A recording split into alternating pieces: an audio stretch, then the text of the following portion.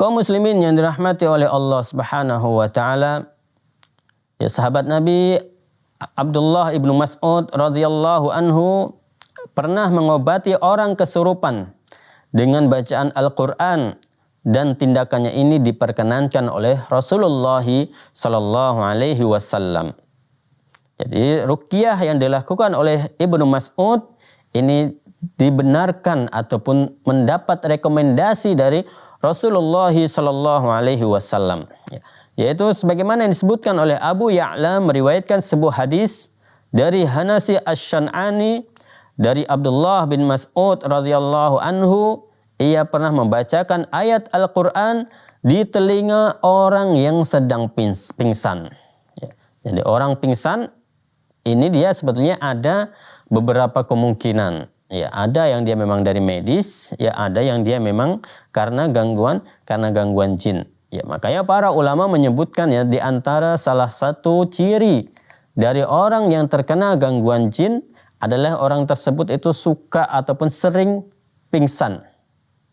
Ya, orang tersebut sering pingsan ini adalah merupakan salah satu tanda ataupun ciri orang yang terkena gangguan jin. Dan di sini Abdullah bin Mas'ud membacakan ayat Al-Quran ke telinga orang yang sedang pingsan. Nah, mungkin nanti kalau di rumah ataupun dimanapun kita dapati misalnya saudara kita ataupun teman-teman kita yang dia tiba-tiba pingsan, ya, maka bisa dipraktekkan sebagaimana yang dilakukan oleh Abdullah bin Mas'ud ini. Ya. Kemudian setelah dibacakan tersebut, ya, setelah dibacakan ayat Al-Quran, kemudian orang itu pun sadar. Orang itu pun siuman, ya, kemudian tiba-tiba sadar. Kemudian Nabi Shallallahu Alaihi Wasallam bertanya kepada Ibnu Mas'ud, apa yang kamu baca, ya, apa yang kamu bacakan di telinganya? Jadi Rasulullah Shallallahu Alaihi Wasallam bertanya kepada Ibnu Mas'ud, ayat apa yang kamu baca ketika meruqyah tersebut? Ayat apa yang kamu bacakan di telinga orang yang pingsan tersebut? Maka Abdullah bin Mas'ud pun menjawab, kubacakan ayat afahasibatum annama khalaqnakum abasan. Maka apakah kamu mengira bahwa kami ciptakan kamu main-main, ya, tanpa ada maksud ataupun tanpa ada tujuan apa-apa? Ya, di sini Abdullah bin Mas'ud membacakan ya Al-Quran, ayat Al-Quran ya, yang terdapat dalam surah Al-Mu'minun ayat ke-115. Ya. Kemudian Nabi SAW bersabda, sekiranya seorang yang diberi taufik oleh Allah Subhanahu wa taala, yang diberi hidayah oleh Allah Subhanahu wa taala, membaca ayat ini di atas gunung, niscaya gunung itu akan runtuh. Jadi Nabi Shallallahu Alaihi Wasallam tidak menyalahkan apa yang dilakukan oleh Abdullah bin Mas'ud. Akan tapi Nabi Shallallahu Alaihi Wasallam ya secara tidak langsung membenarkan apa yang dilakukan oleh Abdullah bin Mas'ud, yaitu membacakan ayat ini, afahasibatum annama khalaqnakum abasan. Ya, yang terdapat dalam Quran surah Al-Mu'minun ayat 115. Maka Nabi Shallallahu Alaihi Wasallam, kalau ayat ini dibacakan di atas gunung, ya, maka gunung tersebut akan hancur, akan runtuh. Ya, bagaimana lagi jika dibacakan pada hati seseorang? Ya, apalagi bacaan tersebut diarahkan kepada jin-jin tersebut, maka jin-jin tersebut ya adalah termasuk makhluk yang telah berbuat zalim kepada manusia, maka akan hancur lantak ya dengan dibacakan ayat ini. Jadi kaum muslimin yang dirahmati oleh Allah Subhanahu wa taala, ya, jadi ketika ada orang yang meruqyah, ya, kita sering dapati terkadang mereka membacakan ayat ini, mereka ulang-ulang, tidak dibatasi berapa kali pengulangannya, tidak dibatasi, karena memang tidak ada dalil yang menjelaskan ya berapa kali ya dibaca ketika meruqyah seseorang, ataupun berapa kali seseorang membaca surah Al-Fatihah, itu tidak ada ya keterangan dari dalil-dalil ya baik dari Al-Qur'an ataupun hadis Rasulullah sallallahu alaihi wasallam berkaitan dengan jumlah bacaan-bacaan dari ayat-ayat ruqyah tersebut. Jadi bebas, tidak ada batasannya. Kemudian ya, yang selanjutnya adalah kisah dari Imam Ahmad bin Hanbal. Ya, kisah ini terdapat dalam kitab ya Tabaqat Ashab Al-Imam Ahmad. Ya, kita bacakan ya perawi ataupun dari mana orang ini yang membawakan kisah ini. Ya, jadi Imam Ahmad bin Hanbal rahimahullahu taala pernah mengobati orang yang kesurupan. Al-Qadhi Abul Husain Ibnul Qadhi Abu Ya'la bin Al-Fara Al-Hambali dalam Tabaqat Ashabul Imam Ahmad bertutur ataupun mengatakan, aku mendengar Ahmad bin Ubaidillah berkata, aku mendengar Abul Husain Ali bin Ahmad bin Ali Al-Ukbari yang datang dari Ukbara menemui kami pada bulan Zulqa'dah tahun 352 Hijriah. Ia berkata, ayahku meriwayatkan kepadaku dari kakekku. Ia berkata, suatu ketika aku berada di dalam masjid Abu Abdullah Ahmad bin Hanbal. Khalifah Al-Mutawakkil pun mengutus rekannya untuk menemui Imam Ahmad. Utusan tersebut memberitahukan beliau bahwa Khalifah mempunyai seorang budak perempuan yang mengalami kerasukan. Jadi yang kerasukan adalah budak perempuan ya dari Khalifah Al-Mutawakkil tadi. Ya. Jadi yang kesurupan adalah seorang budak perempuan. Khalifah meminta Imam Ahmad agar memohon kepada Allah Subhanahu wa taala supaya budaknya tersebut disembuhkan. Jadi Khalifah meminta kepada Imam Ahmad agar Imam Ahmad meminta ataupun memohon kepada Allah Subhanahu wa taala agar budaknya tersebut disembuhkan dari kerasukan jin tersebut. Jadi diperbolehkan seseorang memohon ataupun meminta agar didoakan. Karena ini adalah termasuk wasilah yang diperbolehkan ataupun bertawassul yang diperbolehkan.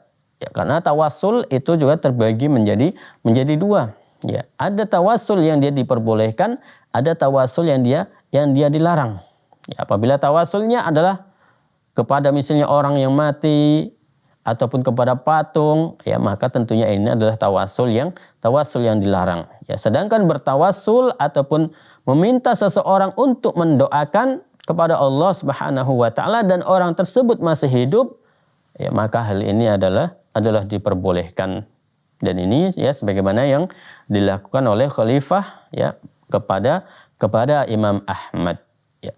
Dan tentunya ya masih banyak lagi dalil-dalil yang lainnya ya yang membolehkan berkaitan dengan tawasul yang seperti ini, yaitu meminta didoakan kepada orang lain. Ya. Dan tentunya yang bagusnya adalah kita sendiri yang meminta, kita sendiri yang memohon kepada Allah Subhanahu wa taala. Karena kita sendiri yang mengetahui tentang diri kita. Ya, kita sendiri yang mengetahui apa kebutuhan kita. Ya, makanya para ulama menyebutkan bahwasanya walaupun ya bertawassul ataupun meminta doa kepada orang lain ini diperbolehkan, akan tapi jangan sering-sering dilakukan. Karena dikhawatirkan apa? Ya dikhawatirkan orang tersebut malah mengkultuskan orang soleh tersebut. Ya walaupun orang soleh tersebut masih hidup, ya itu jangan dilakukan terlalu sering. Tapi kalau sesekali itu diperbolehkan. Karena apa? Karena dikhawatirkan terjatuh pada kesyirikan kepada Allah Subhanahu wa taala. Ya, kemudian setelah khalifah meminta Imam Ahmad agar memohon kepada Allah supaya budaknya tersebut disembuhkan, lalu Imam Ahmad pun mengeluarkan sepasang sandalnya ataupun sepasang terompahnya yang biasa beliau pakai untuk berwudu. Ya, yang biasa beliau gunakan untuk berwudu, untuk mengerjakan ibadah kepada Allah Subhanahu wa taala. Sandal tersebut terbuat dari kayu dengan tali yang terbuat dari daun kurma. Kemudian beliau memberikan kedua sandal itu kepada utusan Khalifah Al-Mutawakkil. Beliau berpesan padanya, ini pesan Imam Ahmad ya kepada utusan tersebut. Bawalah sandal ini ke istana Amirul Mukminin. Sesampainya di sana, kamu duduk di sisi kepala budak tersebut dan katakan kepadanya. Ya, dan katakan kepadanya, yaitu jin yang merasuki budak perempuan tersebut. Imam Ahmad berpesan kepadamu, mana yang kamu pilih? Keluar dari tubuh budak wanita ini atau kamu ditampar ya dengan 70 kali dengan sandal ini. Jadi jin tersebut diancam. Jadi perbolehkan seseorang ketika meruqyah mengancam jin yang ada dalam tubuh si pasien. Ya. Ini yang dikatakan oleh Imam Ahmad kepada jin tersebut. Dia mengatakan, kamu lebih milih ya ditampar dengan 70 kali dengan sandal ini atau kamu milih keluar dari tubuh wanita ini. Ya, sampaikan ini ya maksudnya lakukan apa yang aku suruh tersebut ya. Jadi Imam Ahmad menyuruh utusan dari khalifah tadi agar melakukan hal tersebut, ya duduk di dekat kepala budak tersebut dan mengatakan hal yang tadi.